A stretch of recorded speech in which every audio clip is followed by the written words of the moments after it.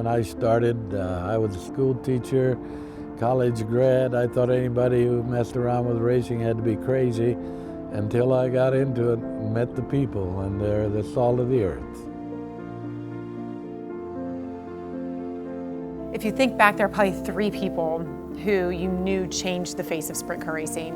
There was Ted Johnson, Earl Baltus, and Ralph Capitani. He wasn't a real racer, you know, like we think of people that grew up and liked racing. I doubt if he went to a race before he ever started being secretary for the board.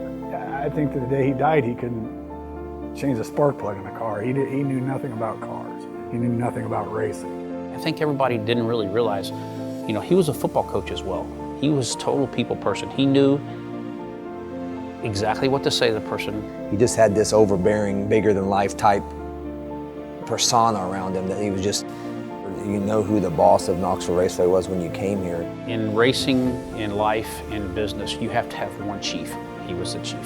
He got along well with people, and he seemed to be able to kind of smooth things over if they needed to be.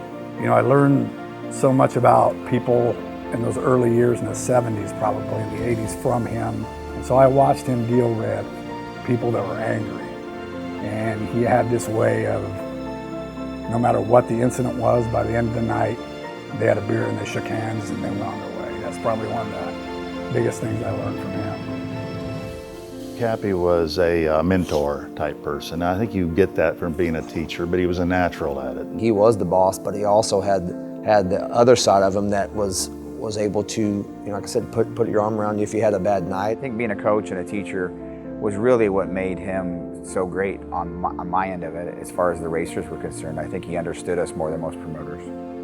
The low budget team to him, I think, was as important as the high budget teams, and that was something that, you know, I always respected in him. The impact he had on this racetrack, it's almost like he saw the future before anyone else did. Ralph really took it and ran.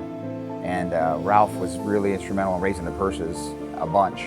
He was a perfect promoter. He was everything for the owner, everything for the driver, and the spectator, and the fair board. As you can see what Knoxville is now with all the grandstands, you know, that was his vision. He was a guy that, you know, when you think of the Knoxville Nationals, he really took that to the next level. I think this was the best, most competitive Nationals we've ever had for all nights. And I'm not happy Steve Kinzer won because he wins all the time. But now I know that God's on his side.